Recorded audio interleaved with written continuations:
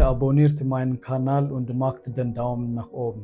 ፍራንክፈርት ባኖፍስቨርትል ጉትሎይት ፍርትል እና ኒደራድ አካባቢ ያላችሁት እና ፍላጎት ካላችሁ ንገሩኝ ወይ ኮሜንት ላይ ጻፉልኝ። ትምህርትና አሪፍ ስራ ለማግኘት ቋንቋው በጣም አስፈላጊ እንደሆነ ሰምቼ ስለነበረ የቋንቋው ደም ስር እዚህ ነው ያለው ማለት ትችላላችሁ። ሊስቱ ላይ መፈለግ ጀመርኩኝ። እሱም ፎልክስሆክሹለ ይባላል።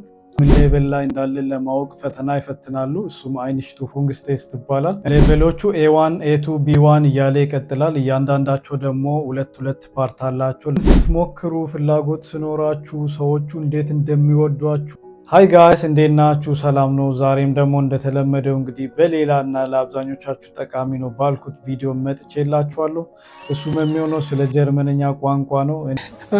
እኔ እሱን ለመቻል የሄድኩበትን መንገድ ምን ኤክስፒሪየንስ አረኩኝ፣ ቻሌንጆችስ ነበሩ ወይ፣ ምንስ ጠቀመኝ የሚለውን ለእናንተ ሼር ለማድረግ ወድጄ ነው። መጨረሻ ላይም ቲፖች ይኖራሉ። ስለዚህ እስከ መጨረሻ ተከታተሉኝ እላችኋለሁ። ከባለፈው ቪዲዮ ጋር ሪሌትድ የሆነ ሌላ ቪዲዮ ልሰራላችሁ ነበረ። በጊዜ ምክንያት አልተመቸኝም። ስለዚህ እንመለስበታለን። አሁን ወደ ዛሬው ቪዲዮአችን። እስኪ እዚች ጋር ሰብስክራይብ እና ላይክ አድርገን እንመለስ። እንደውም ዛሬ በጀርመንኛ ነው ሰብስክራይብ አድርጉ ምላችሁ። bitte abonniert meinen Kanal und macht den Daumen nach oben. Dankeschön. ራሴን በማስተዋወቅ ጀምራለሁ። ስሜ አንደኛ ቪዲዮ ላይ እንደነገርኳችሁ ሄኖክ ይባላል። የምኖረው ጀርመን ሀገር ፍራንክፈርት ከተማ ነው። የመጣሁትም ደግሞ 2021 ጁን መጨረሻ ላይ ነው። ያኔ ኮሮና ስለነበረ 2 ሳምንት ኳራንቲን መግባት ነበረብኝ። እሱም ደግሞ እዚህ ሳይሆን ሌላ ከተማ ነበረ። ከዛ እንደወጣው 2 ሳምንት አካባቢ ቆይቼ ደግሞ ወደ ሌላ ከተማ አልፌ ሄድኩኝ። ከዛ አስቀድሜ እዚህ ትምህርትና አሪፍ ስራ ለማግኘት ቋንቋው በጣም አስፈላጊ እንደሆነ ሰምቼ ስለነበረ የት መማር እንደምችል ጠየቅኳቸው።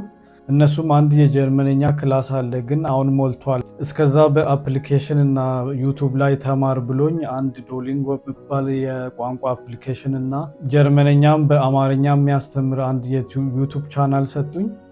እኔም ከዛ ገብቼ ቼክ አረኩኝ። አፕሊኬሽኑንም አውርጄ በቃ እዛ ላይ ማጥናት ጀመርኩኝ። አቀያይሬ አንዴ ዩቱቡን አንዴ አፕሊኬሽኑን እያልኩኝ ወደ 3 ሳምንት አካባቢ እንዳጥናው ከክላሱ አንድ ሰው ለቀቀ ብሎ ነገሩኝ። ነገ ለመጠየቅ ዛሬ ማታ ስሸመድድ አደርኩኝ። አስተማሪውን በጀርመንኛ ከጠየቅኩኝ ይሽለኛል ብዬ።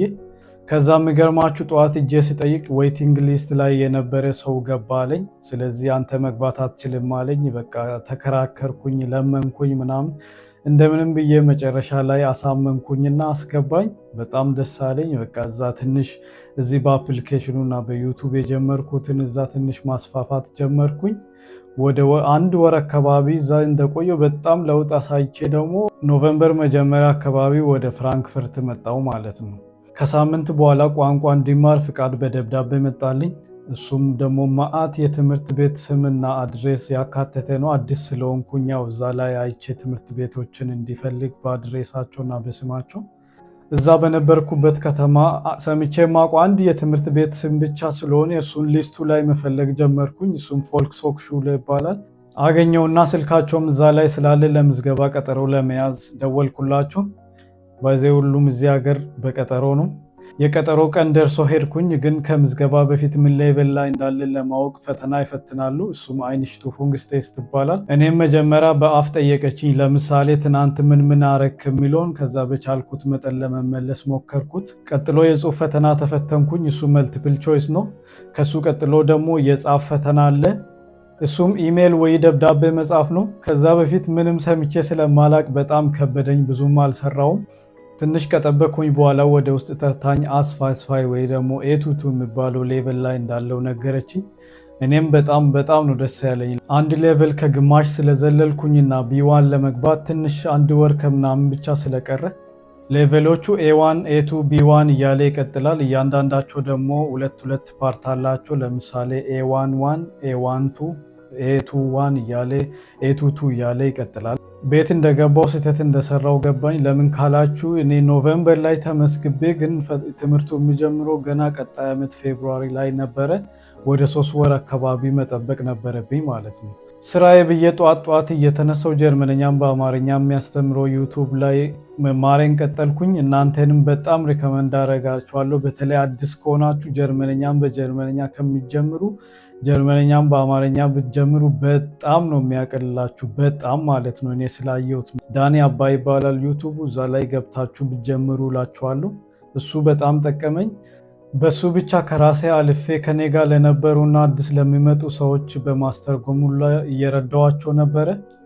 ጊዜው ደርሶ ደግሞ ክላሱን ጀመርኩት። ሁሌ የሚመደቡት 2 አስተማሪዎች ናቸው። ከነሱ አንዷ በጣም የምድራችን ምርጡ አስተማሪ በሏት። በቃ ትምህርቱን ክላሱን ሞር እንድንወድ ነው ያደረገችው። በጣም ትችላለች። እንዴት እንደማስተማር እንደሚቻል ሁሉንም ነገር ታውቃለች። ያለንበት ሌቨልም ደግሞ ለቀጣይ ሌቨሎች መሰረታዊ ነው። በጣም የቋንቋ ደም ስር እዚህ ነው ያለው ማለት ትችላላችሁ። እናንተ ራሱ ይመክራችኋሉ። ቋንቋ ጀርመንኛ ስትማሩ ኤቱቱ ላይ በጣም ትኩረት መስጠት እንዳለባችሁ። ግራመሩ እንዳለ እዛ ነው የሚጀምሩ፣ በኋላ እየተስፋፋ ሄዳል እንጂ 1 ወር ከግማሽ ተምረን ጨረሰን። 1 ሳምንት ብሬክ አድርገን ደግሞ ወደ ቢ1 ገባን። እንዳልኳችሁ 2 ፓርት ስላለው እሱ በመጠኑ ሰፊ ነው። የተለያዩ አዳዲስ ግራመር እና ወርዶች ይመጡበታል። የመጀመሪያ የሰርቲፊኬት ፈተና የሚኖረው እሱ ካለቀ በኋላ ነው። ስለዚህ በትኩረትና በጥልቀት እያስተማሩን፣ ሆምወርክ እየሰጡን፣ ሞዴል ፈተና እየፈተኑን ለፈተናው አዘጋጁን። ለምዝገባ ሲፈተን የደብዳቤ መጻፍ ፈተናው ከብዶኝ ነበር አላልኳችሁ? ቢ1 ውስጥ ስንፈተን ከነበረው ሞዴል ፈተናዎች ውስጥ አንዱን እዚህ ጋር አታች አደርግላችኋለሁ ፎቶውን ካገኘሁት። በዚህ አጭር ጊዜ ውስጥ ያሳየሁትን ለውጥ ለእናንተ ለማሳየት እና ሞቲቬት ለማድረግ ማለት ነው። እኔም ደግሞ ቢ1 ከገባው በኋላ ጀርመንኛም በአማርኛ የሚለው ዩቱብ ትንሽ ቀነስኩኝና ጀርመንኛም በጀርመንኛ የሚያስተምሩ ፈልጌ ማየት ጀመርኩኝ። እነሱንም ቻናሎች በኋላ ላይ እጠራላችኋለሁ የተወሰኑትን።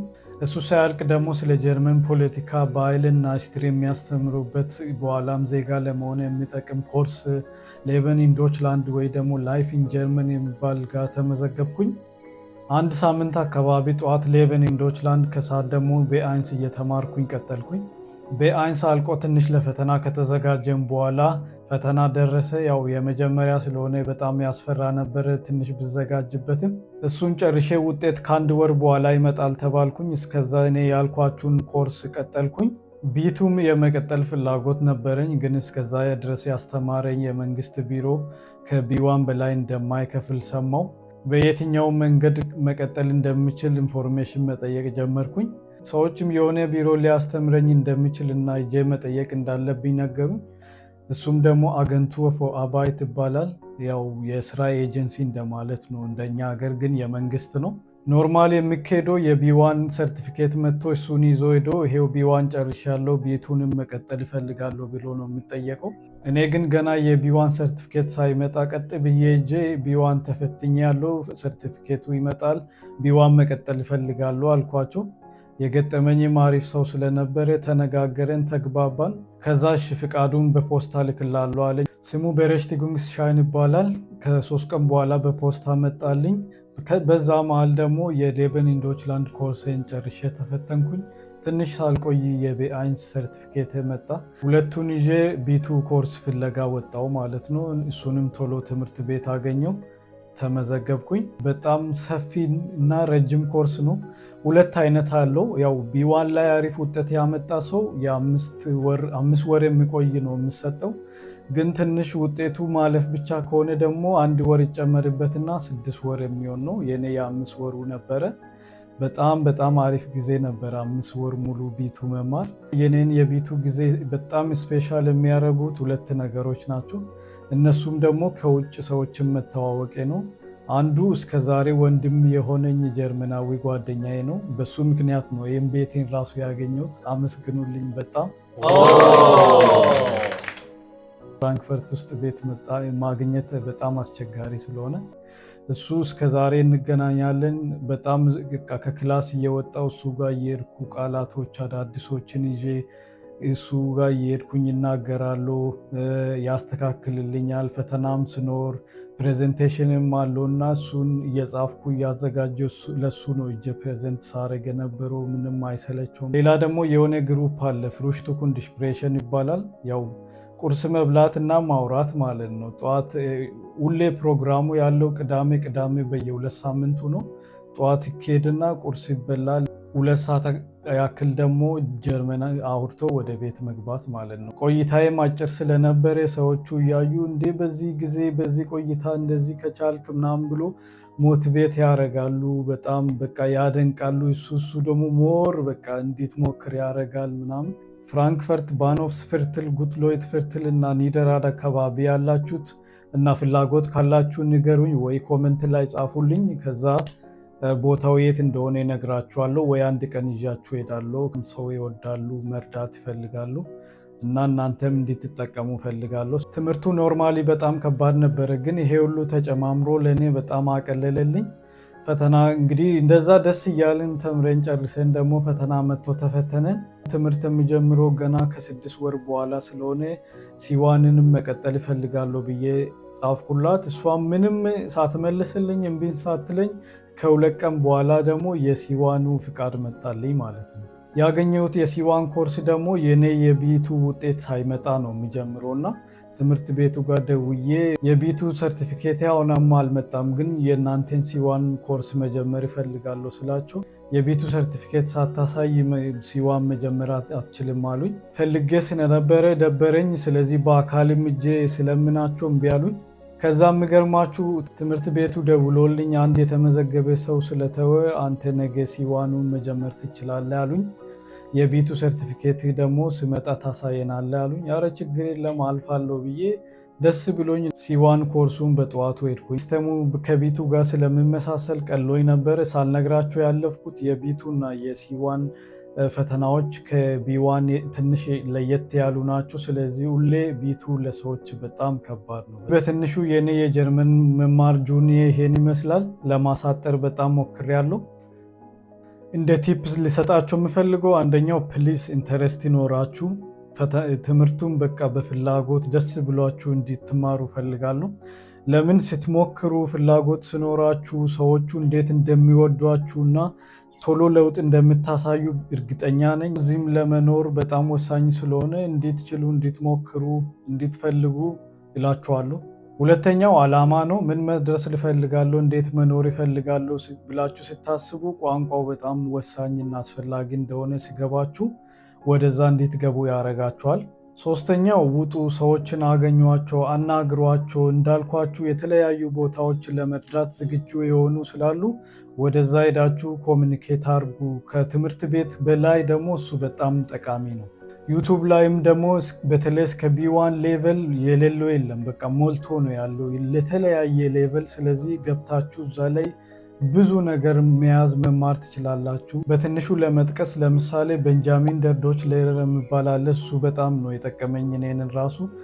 ሌላ ደግሞ ዳይኒሽ ፕራኮች የሚባል ማሪያ የምትባል የምታስተምርበት አለ። ከዛ ዶች አይንስ የሚል ደግሞ ክላራ የምትባል የምታስተምርበት አለ። እነሱን ገብታችሁ ብትከታተሉ እላችኋለሁ።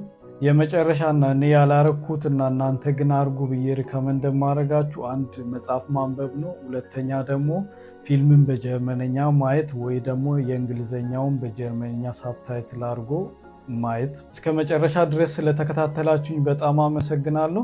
መረጃው አብዛኞቻችሁን እንደሚጠቅም በጣም እርግጠኛ ነኝ።